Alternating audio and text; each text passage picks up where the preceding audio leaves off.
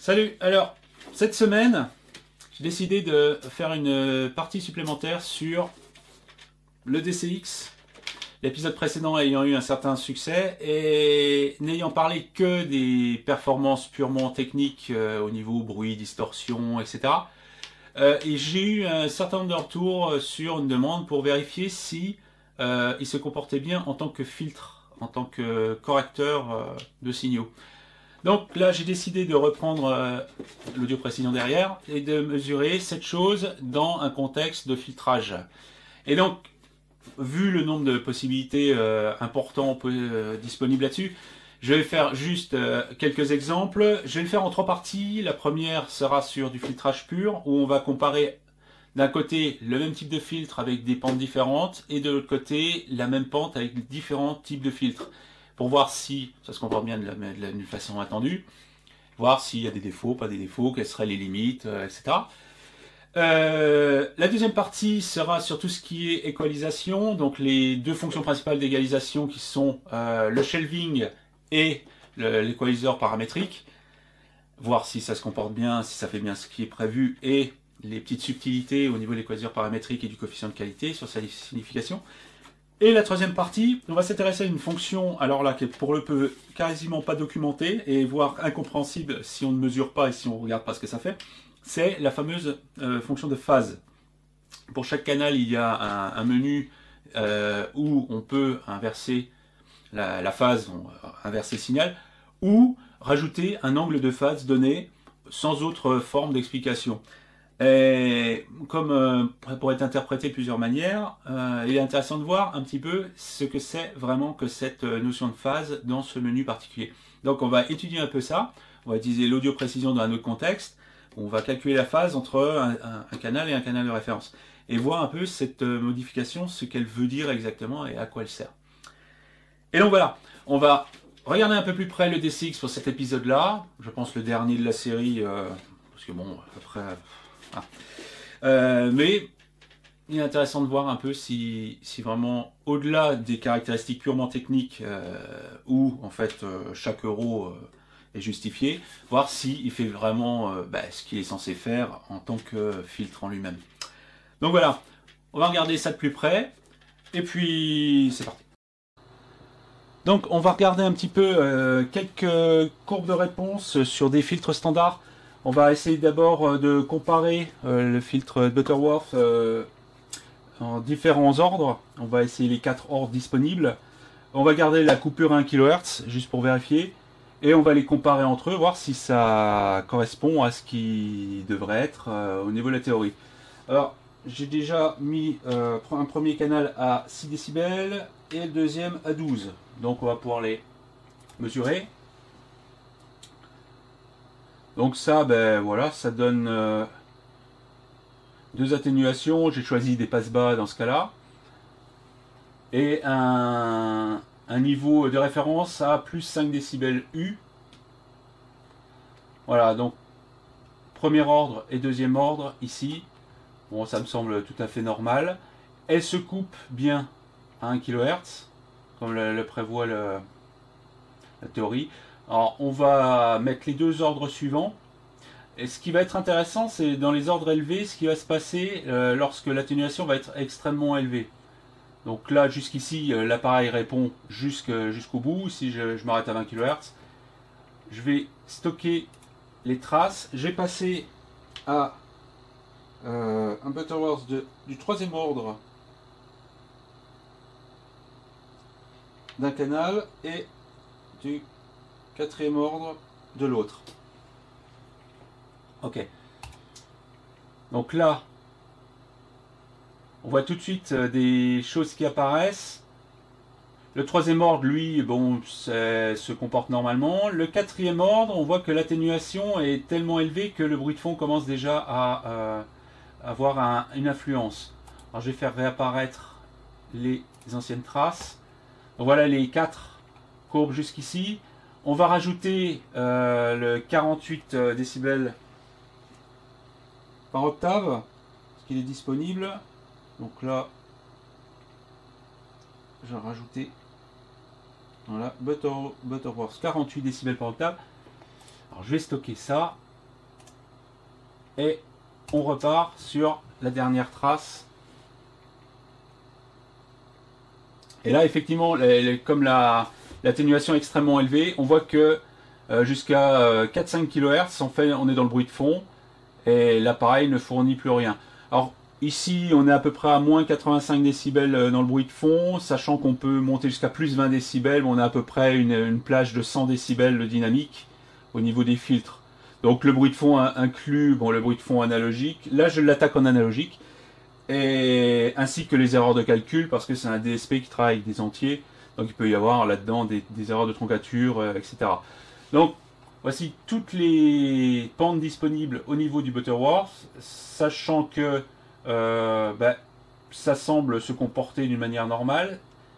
Si je zoome sur la partie à 1 kHz, on voit que effectivement ça se coupe bien là où c'est bien prévu.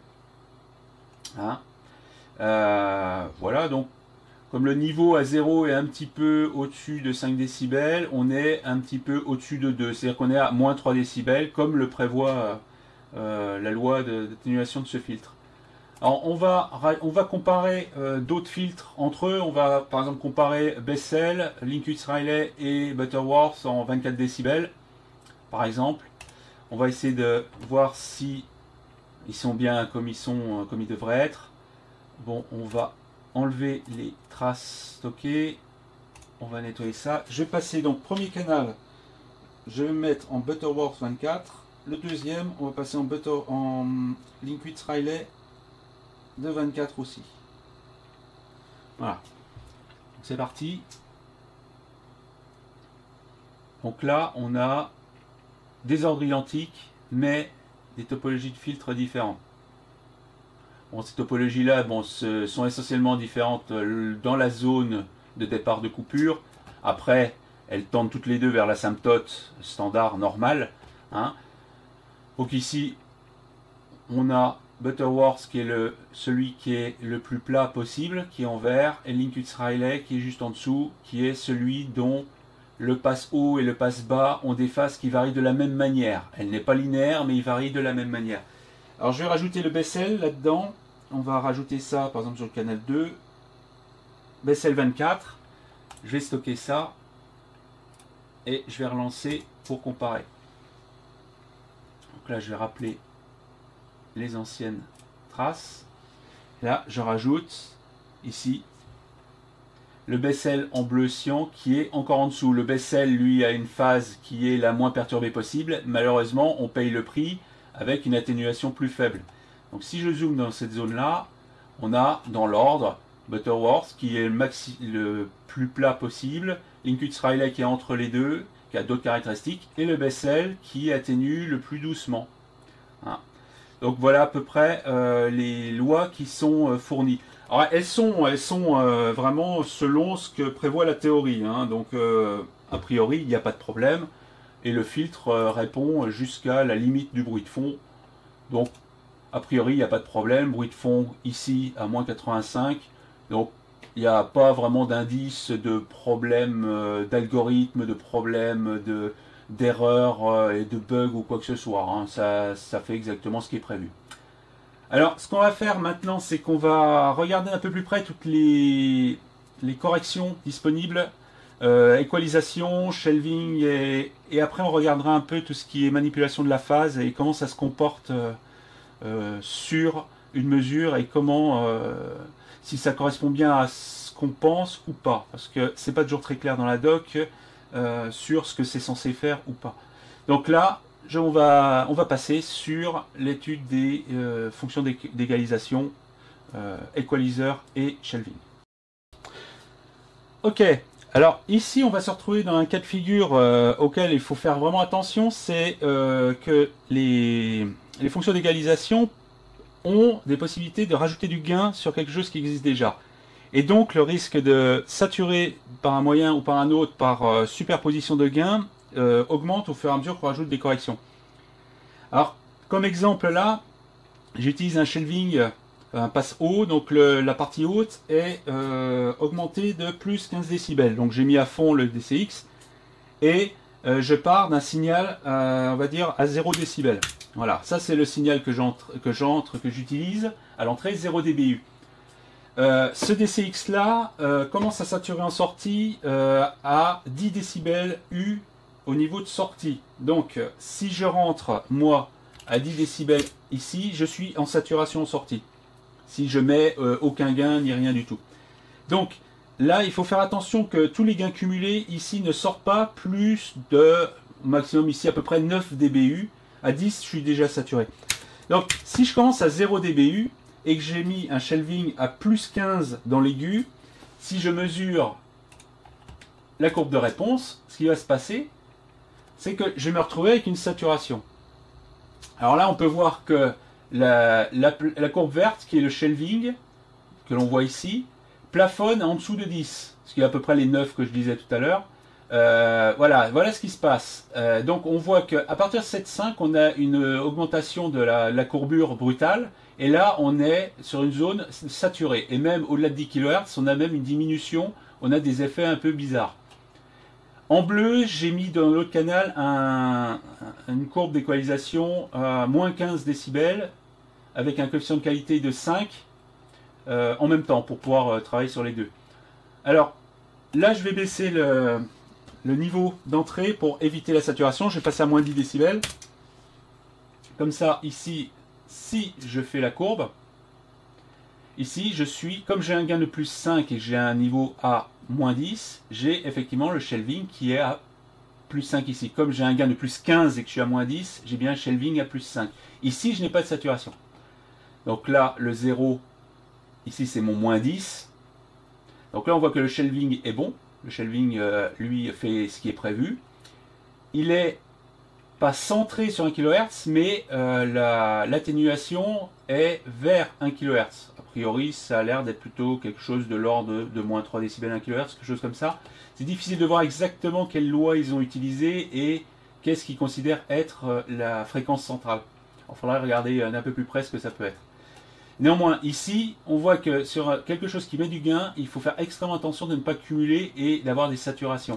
Ça peut être assez pernicieux parce que ça peut ne pas s'entendre forcément comme ça et s'entendre que sur certains messages particuliers en donnant un son particulier qui ne ressemble pas forcément à une saturation désagréable. Il faut vraiment se méfier de ce genre de piège. Alors je vais changer un peu les échelles pour mieux voir toutes les courbes.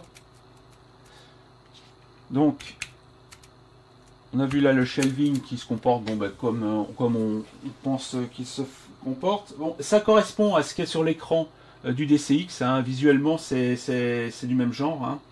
La fréquence de définition de ce style de correction ne se fait pas sur le centre, contrairement à ce qu'on pourrait imaginer. Moi, personnellement, je trouverais ça plus pratique que ce soit basé sur le centre. Mais a priori, c'est basé sur la dernière partie. Alors la loi là-dessus, c'est pas évident de savoir. Il faudrait la déterminer à partir de différentes valeurs de gain et vérifier si ça lui suit une loi particulière. Alors d'un autre côté, l'autre type de correction qui est ici, ce que j'appelle moi l'équivalent d'un équaliseur graphique, une fonction d'égalisation en bosse. Ici, on l'a en creux, mais je vais mettre sur la courbe verte, je vais faire son symétrique. Donc je vais enlever le shelving et j'ai passé en correction ce qu'ils appellent band pass, hein, qui est, j'appelle la version equalizer. C'est à peu près, c'est le style de loi qui sont mises dans des équaliseurs graphiques multiples. Voilà. Donc là j'ai mis à plus, je pense ici d'un côté plus 15 et de l'autre côté moins 15. Donc ce qui devrait donner des courbes symétriques. Voilà, ce qui donne des lois symétriques. Ce qui n'est pas toujours évident au niveau des équaliseurs. Tout dépend de la manière dont ils sont réalisés. Ce style d'équalisation est en fait quelque chose qui contient beaucoup de pièges de définition.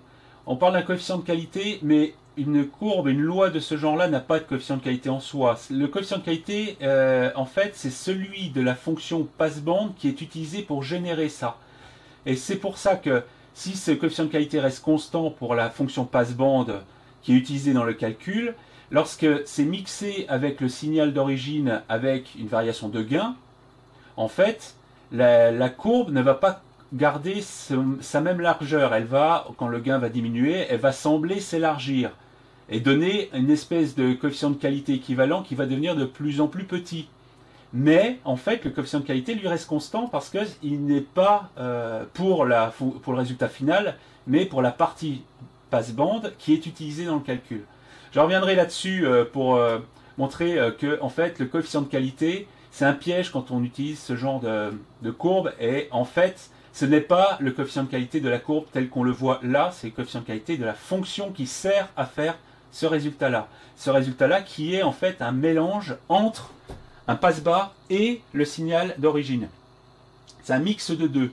Donc le coefficient de qualité, il est mélangé dans le résultat, on ne peut pas l'extraire comme ça.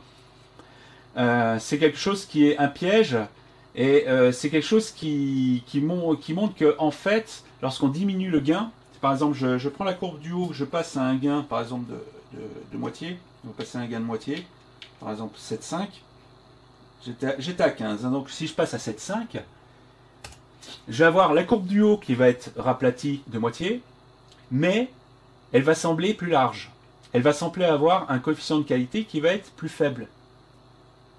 Parce qu'elle semblerait être moins étroite. Parce que visuellement, elle s'étale autant que l'autre. Par contre, sa hauteur a diminué. Donc, en fait, son coefficient de qualité semble différent. Ici, le coefficient de qualité ne peut pas être déduit de la courbe facilement parce que sa définition est très précise. Dans le cas d'un passe-bande ou d'un coupe-bande, le coefficient de qualité, lui, c'est la largeur de bande à moins 3 décibels par rapport au maximum divisé par la fréquence centrale. Mais ici, si je fais une égalisation de plus 2 décibels, il est où mon point à moins 3 décibels? Il n'est pas défini, il n'existe pas. En fait, le point de calcul a bougé avec le gain. C'est pour ça qu'on ne peut pas extraire un coefficient de qualité d'un résultat final comme ça.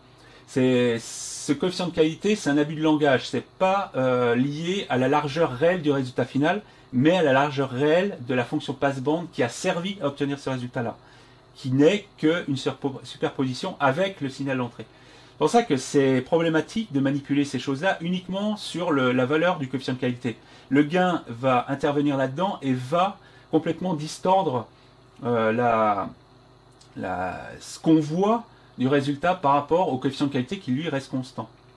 Alors, sur ces courbes-là, moi j'ai vérifié, en fait, cet appareil-là fournit des courbes correctes. Hein, il correspond bien à la définition standard du coefficient de qualité et des formes de correction de ce genre. Alors, le coefficient de qualité, on peut quand même le trouver, c'est lorsque le gain est maximum. En fait, c'est ça qui permet d'obtenir une valeur qui est la plus juste. Ici, si le gain est maximum, on peut calculer la valeur à moins 3 décibels et on voit que ici, on aurait une largeur de bande d'à peu près 1 kHz. D'à peu près, ici, on va calculer. Hein. J'ai un coefficient de qualité de 5. On va se remettre ici au maximum. Pour la courbe verte, ça sera plus facile à voir dans ce sens-là. Je vais recalculer le truc avec la courbe verte, avec un gain de plus 15 qui est la valeur maximale. Plus la valeur du gain va être grande, plus le coefficient de qualité qu'on va en déduire de la courbe finale sera plus proche du coefficient de qualité réel de la fonction passe-bas qui sert à obtenir le résultat. Tout simplement parce qu'à cause du gain, la valeur du signal d'entrée non modifié devient de plus en plus négligeable par rapport à la fonction passe-bande qui, elle, a un gain augmenté. Alors ici, le gain, non, plus 15. Ici, on a un gain de plus 15. Il faut bien voir que ça, c'est le résultat du signal d'entrée plus un passe-bande amplifié. Plus l'amplification sera grande, plus la partie constante du signal d'entrée ajoutée à ça va être de moins en moins influente sur le résultat. Donc ici, si j'essaye de voir à peu près la valeur à moins 3 décibels, donc là je suis à peu près 5,2, donc moins 3 ça va être à peu près 2,2. On va essayer de voir quelle est la largeur de bande à 2,2 décibels. On va essayer de mettre des curseurs et voir ce qui se passe. Donc ici on est à peu près 2,2, on doit être à peu près par ici. L'autre à peu près par là. Donc ici je suis à 205 Hz et ici je suis à moins 205, 205,56. Non, j'ai une largeur ici de 200 Hz, pardon. Le DX, c'est la largeur est de à peu près 205 Hz. Comme la fréquence centrale est de 1 kHz, le coefficient de qualité est de à peu près 5, ce qui est le coefficient de qualité qui est défini dans l'appareil. Mais si j'avais la possibilité d'avoir un gain beaucoup plus important, en fait, la largeur de bande, elle, va tendre vers 200. Ici, le petit 5 qui reste, c'est parce que le signal d'entrée a encore une influence sur le passe-bande qui est là. Donc, ici, on a quelque chose de assez proche du résultat théorique, enfin de la valeur qui est mise dans la partie passe-bande, mais comme le gain est élevé, ici 15 décibels, la partie qui est le signal d'entrée superposé à ça ne va pas influencer trop le calcul. Par contre, si le gain diminue, alors là, la valeur, tout ce qui est amené par le signal d'entrée non modifié va devenir de plus en plus prépondérant, et ce calcul de moins 3 décibels et de largeur de bande va devenir complètement faux, parce que le moins 3 décibels qu'on va calculer, lui, quand on peut, si le gain est déjà supérieur à 3 décibels, ben, lui il contiendra à la fois la fonction passe-bande et le signal d'entrée qui est mixé avec. Donc on ne peut pas calculer comme ça, et le seul moyen de vérifier si on est vraiment juste, c'est de mettre le gain à fond et de vérifier qu'on peut calculer une valeur de Q qui est à peu près correcte. Ici c'est le cas. Ici j'ai bien un coefficient de qualité de 5, ce qui est bien la valeur qui est définie par le DCX. Donc j'avais lu un banc d'essai qui disait que les valeurs du coefficient de qualité et cette fonction de correction style équalisation en passe-bande n'était pas juste, mais en fait elle l'est. Elle correspond bien à ce qui est utilisé normalement et correspond bien aux lois habituelles. D'autres fournisseurs comme Rain fait des espèces d'équalisation avec des espèces de coefficients variables qui font que avec une variation de gain, ça se comporte comme si le coefficient de qualité était visuellement constant. Mais en fait, il ne l'est pas. C'est juste pour essayer de garder une espèce de largeur de bande plus ou moins constante au fur et à mesure qu'on fait varier le gain. Mais dans cette variante standard, on se retrouve dans la définition habituelle. Donc le DCX fait ce style de correction exactement comme on devrait s'y attendre, et il suit exactement les lois prévues comme ça. Mais l'égalisation, c'est un piège, parce que le coefficient de qualité n'est pas le coefficient de qualité du résultat final. C'est bien ça qu'il faut comprendre. Le résultat final, c'est la superposition d'un passe-bande qui a ce coefficient de qualité-là et du signal d'entrée non modifié, c'est-à-dire un passe-tout, qui est mixé avec une différence de gain pour obtenir soit une bosse, soit un creux. C'est comme ça que ça fonctionne. Donc ce coefficient de qualité ne dépend pas du gain dans sa définition, mais visuellement, la courbe va donner une impression d'étalement quand le gain diminue. Ok, donc jusqu'ici, cet appareil-là fournit des fonctionnalités standards, sans piège, sans erreur, sans rien. Il fait exactement ce qui est prévu. On va juste finir avec... on va regarder un peu ces histoires de phases qui sont fournies avec, pour voir un peu ce que c'est et qu'est-ce que ça peut bien vouloir dire, parce que c'est pas toujours très clair dans la notice. Ok, donc je rechange un peu la configuration. On va regarder au niveau de la phase ce qui se passe. Ok, donc on va un petit peu s'intéresser à cette fonction qui est appelée Polarity Phase du DCX, qui est probablement la fonction la plus mystérieuse de l'appareil. Donc sur cet écran-là, il y a deux options. La Polarity, bon là, on comprend facilement ce que c'est, hein, simplement on inverse le signal, hein, c'est tout. Par contre, il y a ce fameux paramètre de phase, ici, mis à 0. Alors, je vais travailler sur les deux canaux 1 et 2. Le channel A ici de l'audio précision est sur le canal 1, channel B sur le canal 2. Et je lance simplement la mesure de phase entre les deux canaux, hein, l'écart de phase entre les deux. Le canal 2, lui, ne sera pas modifié, il est mis à une phase ici à 0. Et c'est tout. Donc ici, j'ai le générateur qui est mis à 1 kHz. Ici, une analyse de phase là qui est de 0. Et je vais essentiellement travailler sur le canal 1. Ok. Alors ici, je vais passer à 5 degrés. Alors, on voit que sur l'analyseur, on est passé à peu près à 5 degrés. Donc voilà. Donc il n'y a rien de spécial. Ça fait à peu près ce à quoi on s'attend. Maintenant, si je passe à une fréquence de 2 kHz, là, tout d'un coup, la phase est passée à 10 degrés. Ah, alors qu'on a mis 5 degrés. Ça veut dire quoi? Ça veut dire tout simplement que cette notion de phase ici est toujours liée à une fréquence quelque part.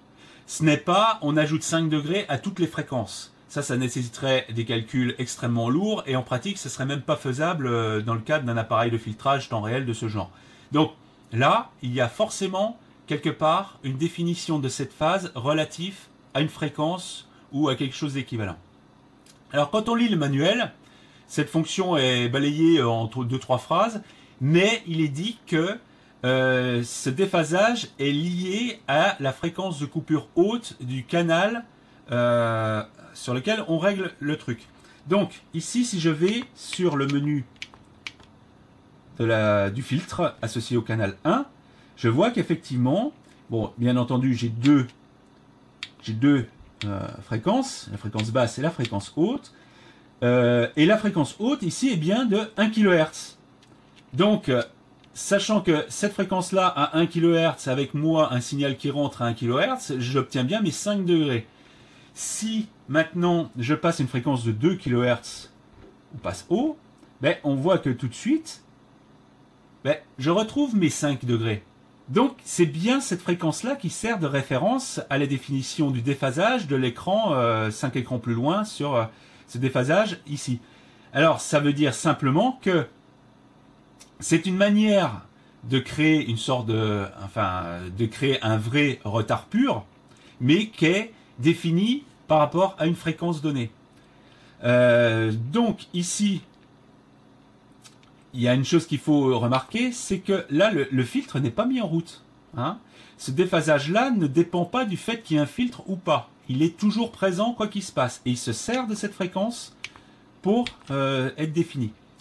Alors, à quoi ça peut bien servir ça? Parce que comme ça équivaut à un délai pur ou on va dire un positionnement dans l'espace, un décalage dans l'espace d'un haut-parleur, c'est un petit peu redondant, par exemple, avec ce menu délai. Hein. Mais c'est bien la même chose, sauf que, a priori, je suppose, l'utilisation est faite pour compenser des excès ou des manques de phase qui seraient dus à d'autres causes que simplement un problème de positionnement des haut-parleurs entre eux. Ça peut être par exemple un pavillon qui pourrait être utilisé dans sa fréquence de coupure basse, auquel cas on règle ce déphasage-là dans le canal du haut-parleur d'en dessous, parce que le pavillon, lui, va probablement, lorsqu'on atteint sa fréquence de coupure basse, va voir sa phase varier. Or, comme ce paramètre-là n'est réglé que par la fréquence haute du filtre qui est associé à un canal, comme là, on voudrait, par exemple, contrecarrer cette variation de phase inhérente au pavillon, il faut aller régler ce paramètre de phase dans le filtre du haut-parleur qui est juste en dessous, qui lui va forcément se superposer au pavillon et simplement on va ajouter ou retrancher dans l'autre sens la variation de phase du pavillon pour retrouver quelque chose qui se retrouverait à peu près, en gros, en phase. Le but ici, c'est évidemment de supprimer des variations d'amplitude dues à des interactions entre haut-parleurs. C'est surtout ça, je pense, le but d'origine de ça. C'est pas pour régler géométriquement des haut-parleurs entre eux. C'est vraiment pour essayer de compenser des variations inhérentes aux haut-parleurs eux-mêmes. Ou des variations inhérentes à, par exemple, à une enceinte satellite qui serait posée sur une enceinte avec des haut-parleurs de grave. Enceinte satellite qui contiendrait un filtre passif interne qui protégerait le haut-parleur de grave médium sur des fréquences qui seraient trop basses pour lui. Donc il y aurait un filtrage interne qui viendrait interférer et mettre par exemple des déphasages là dans la zone qui nous intéresse. Donc c'est vraiment quelque chose qui a priori pour moi est dans l'esprit de régler des problèmes inhérents à des transducteurs en soi, comme par exemple un pavillon. Le seul problème ergonomique qu'on va dire ici, c'est qu'il se sert d'une valeur haute d'un filtre d'un canal. Et si on veut compenser les haut-parleurs du canal d'au-dessus, on est obligé de bidouiller en fait la phase du canal d'en dessous, hein, parce qu'on ne peut pas régler la phase au niveau de la fréquence de coupure basse. Donc bon, ça c'est juste un problème d'utilisation, c'est tout. Donc c'est un moyen de définir la phase, c'est un moyen de le calculer, sauf que bon là, pour des raisons ergonomiques, j'aurais préféré que dans cette page ici de phase, ici, j'aurais préféré soit avoir en rappel quelque part la fréquence qui est associé, soit carrément que cette fréquence soit carrément un paramètre indépendant, quoi. Donc voilà, c'est quelque chose qui me semblerait plus facile plutôt que reprendre bêtement la fréquence du filtre en soi, parce que quand on utilise des filtrages avec des fréquences qui ne sont pas corrélées spécifiquement, comme certains filtrages particuliers où les fréquences hautes et basses ne sont pas les mêmes, ici ça devient plus difficile de régler le système, parce que bon, on ne sait pas trop de combien il faut faire. Mais quoi qu'il en soit, de toute façon, ce ne sont pas des réglages qui sont faits pour être utilisés de manière purement théorique. Ça doit être fait simplement en faisant des mesures temps réel au fur et à mesure qu'on fait les réglages pour voir ce qui se passe et obtenir la bonne valeur à la situation dans laquelle on est. Il faut bien voir que la phase, elle subit des tas de modifications dues à des tas de phénomènes qui fonctionnent en même temps. Ça peut être simplement le placement géométrique des haut-parleurs, ça peut être un déphasage inhérent au haut-parleur, mais ça peut être aussi le positionnement de l'auditeur vis-à-vis des haut-parleurs. Et comme les haut-parleurs sont en général pas coaxiaux, il y a des écarts géométriques entre les centres émissifs, et selon l'emplacement où on est, on va avoir des différences de parcours. Donc il y a encore des déphasages qui viennent là-dedans. Donc c'est quelque chose qui est difficile à évaluer dans l'absolu comme ça, donc forcément il faut faire des mesures en même temps pour faire les réglages. Donc c'est plutôt une fonction qui est faite pour ça, hein, pour être faite en faisant des réglages en même temps. C'est absolument impossible d'essayer de régler ça à l'oreille, parce que de toute façon, même si on entend quelque chose, il est quasiment impossible de savoir si c'est en mieux ou en moins bien. Et c'est ça le problème de l'évaluation subjective, c'est que c'est bien d'entendre des différences, mais entendre des différences en mieux ou en moins bien, là c'est une autre paire de manches. Il y a que les mesures réelles qui permettent de dire dans quelle direction on va et si on va bien dans le bon sens. Donc ça pour moi c'est probablement la fonction la plus avancée du DCX, qui est en utilisation particulière. Personnellement, je m'en sers pas parce que j'en ai pas eu besoin. Mais bon, ça peut être utile dans certains cas vraiment très particuliers. Et c'est vraiment, bon, effectivement, une vraie... Ok, donc voilà, c'est terminé pour un survol du DCX. Alors, évidemment, il y a beaucoup de combinaisons possibles là-dessus, hein. J'en ai essayé d'autres, j'ai vérifié les valeurs numériques exactes de quelques filtres et ça tombe pile poil. Donc, c'est la simulation des filtres standards, Butterworth, Linked Riley, tout ça, est exacte là-dessus. Le bruit de fond résiduel est largement suffisamment bas pour avoir une dynamique suffisante, donc il n'y a pas spécialement de problème. Il fait exactement ce qu'il est censé faire. Il n'y a que l'utilisation de la phase qui est quelque chose d'un peu plus, on va dire, avancé. Il est nécessaire d'avoir des mesures systématiques et simultanées pour vérifier que ça fait bien ce que c'est censé faire. Mais en tout cas, cet appareil, jusque-là, j'ai pas pu mettre spécifiquement des défauts en avant. Il est difficile de faire mieux pour le prix. Et à mon avis, il fait aussi bien que des trucs beaucoup plus chers. Après, c'est qu'une question de fonctionnalité, peut-être bon, d'esthétique évidemment. Mais finalement, je pense pas que des appareils beaucoup plus chers fassent vraiment mieux que ça. Après, la seule chose qui lui manque, c'est un filtrage, disons, FIR et choses comme ça, où on donne une courbe cible et il l'atteint, quoi. Donc c'est ce qui manquerait à ce style d'appareil. Mais sinon, pour des filtres conventionnels, il n'y a absolument pas de problème et à mon avis, il n'y a pas besoin de plus que ça. Alors, un petit mot là-dessus sur ces modifications que l'on peut trouver chez Selectronic et d'autres, hein, sur ces appareils-là. Alors, des gens ont essayé ces modifications, hein, qui peuvent valoir beaucoup plus cher que l'appareil, et ont souvent ressenti des différences flagrantes ou choses comme ça. Le problème, c'est que dans quelles conditions ont été évalués le avant-après? Ça, le problème, c'est qu'on n'en sait rien. Quand on a un appareil d'origine et à côté un appareil modifié, le problème c'est que derrière tout ce qui est analogique a été modifié. Donc ces caractéristiques ne sont pas les mêmes, ne serait-ce qu'au niveau du gain. Alors comment comparer les deux alors qu'on est certain que de toute façon on n'aura pas le même niveau sonore comme ça? Si on veut comparer ces appareils-là entre eux, de toute façon il faut déjà commencer par une chose très simple, c'est qu'on doit égaliser les niveaux à 0,1 décibel, 0,2 décibel grand maximum. Hors de question de régler le niveau à l'oreille en touchant le bouton de volume en se disant bah tiens c'est à peu près pareil que l'appareil non modifié que j'ai écouté tout à l'heure. Si on fait pas ça, c'est même pas la peine de comparer. De toute façon le résultat sera faussé. D'autant plus que vu qu'on a dépensé du pognon en modification, on serait plus enclin à préférer celui qui est modifié. Mais ça c'est un comportement on n'y peut rien, c'est comme ça. Hein. C'est pas une question de faiblesse d'esprit, c'est une question, c'est naturel, quoi, c'est tout. Donc, déjà, à partir du moment où on ne peut pas comparer ces appareils avec des niveaux équilibrés à au moins 0,1 décibel, ce n'est pas la peine de continuer plus loin. Ensuite, la deuxième chose, c'est que si différence il y a, il faudrait déjà savoir si ces différences sont en mieux ou en moins bien. Ça ne veut pas dire que c'est en mieux parce que ça sonne mieux. Ça peut être simplement des défauts flatteurs qui viennent se superposer et qui trompent l'oreille. Donc, le seul moyen de savoir, c'est de mesurer l'appareil une fois modifié. Rien qu'avec ça, on peut voir si, il y a eu des améliorations ou des régressions, ou s'il y a eu rien du tout, ce qui est tout à fait possible.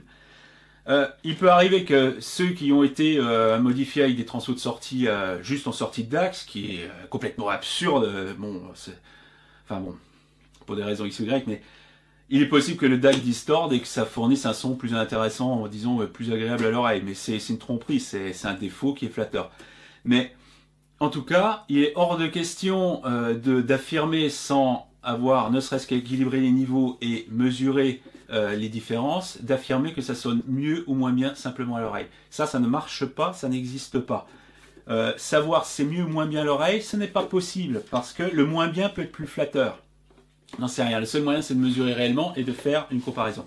Sinon, si on veut comparer simplement s'il y a une différence, sans être obligé de dire si c'est mieux ou moins bien, il faut faire un test en double aveugle. Il n'y a que ça qui marche, ce n'est pas la peine de faire autre chose, sinon ce sera voué à l'échec.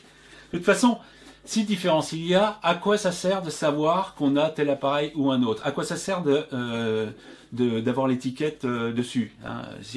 À quoi qu'est-ce qui fait que ça change si on cache les étiquettes, si on cache les références et si on cache l'appareil qu'on est censé écouter? Si l'oreille est seule juge, en fait, ça ne devrait pas avoir d'importance. Malheureusement, le fait d'avoir des informations supplémentaires autres que ce qui est audible influe forcément sur le jugement. Ce n'est absolument pas possible de contourner cette faiblesse, on va dire, de l'évaluation subjective. L'évaluation subjective doit avoir le minimum de facteurs qui viennent influencer le jugement. Or, mettre deux appareils comme ça, un modifié, non modifié, sur une chaîne comme ça, et puis changer les câbles, regarder avec le bouton de volume, tout ça, c'est comme si on faisait une évaluation au hasard et aléatoire. Faut pas compter, croire que ses oreilles sont infaillibles et réussir à faire la distinction, mieux, pas mieux, machin. Je veux dire, on n'est pas dans les délires à la Francis Ibre, hein. Il faut être sérieux. L'évaluation subjective, c'est quelque chose qui se fait d'une manière extrêmement sérieuse et qui est extrêmement contraignante et il est très difficile d'évaluer ne serait-ce que tous les facteurs qui pourraient éventuellement influencer le jugement subjectif. Donc, il n'y a que l'évaluation double aveugle avec des systèmes égalisés au niveau des niveaux de sortie à 0,1 décibel au maximum qui permet de commencer à travailler. Après, il faut faire suffisamment d'évaluation pour que ce soit statistiquement fiable. Ça peut être fait sur une grande durée, c'est pas forcément stressant à écouter comme ça, c'est pas forcément des études stressantes. On peut le faire sur le temps, on peut le faire soi-même, sérieusement. Et déjà là, on peut se rendre compte que énormément de choses s'effacent et beaucoup de différences disparaissent. Hein, j'avais déjà fait l'expérience une paire de fois sur des appareils et c'est plutôt impressionnant dès lors qu'on enlève tout ce qui est en dehors de la seule chose qu'on écoute. Donc, personnellement, je ne crois pas aux modifications rajoutées à cet appareil vu les caractéristiques de l'appareil d'origine. Franchement, je n'y crois pas, je n'arrive pas à imaginer un seul effet physique sérieux qui permet de dire qu'il y aura une grande différence en mieux. Qu'il y ait une grande différence, pourquoi pas? Mais à mon avis, il y a 99% de chances que ce soit des régressions qualitatives. Donc, moi personnellement, bon, ça, pour l'instant, j'utilise non modifié. Je ne le modifierai jamais. Il sera changé parce que la topologie du système changera dans le temps. Mais, personnellement, j'irai jamais débourser un centime de plus pour changer cet appareil. Il a les caractéristiques qui va. Et franchement, dans une chaîne, si tout le reste était à la hauteur de ça, on aurait des chaînes quasi parfaites. Alors donc, faut arrêter de se prendre la tête sur ces conneries de foutre des trucs anti-jitter, tout ça. Il ne donne pas de signe de problème de jitter de toute façon. Hein, et j'ai de quoi le mesurer avec ça. Donc, c'est pas la peine de se prendre la tête sur ces foutaises. Le reste, c'est du placebo, et puis c'est tout. Il y a quasiment 100% de chances que ce soit le cas. Donc, heureux propriétaire de ça, vous pouvez faire confiance à cet appareil-là. Vous pouvez faire confiance aux mesures, disons, aux paramètres qui sont modifiés là-dedans. Ils sont justes, ils fonctionnent bien. Et c'est tout ce qu'on lui demande.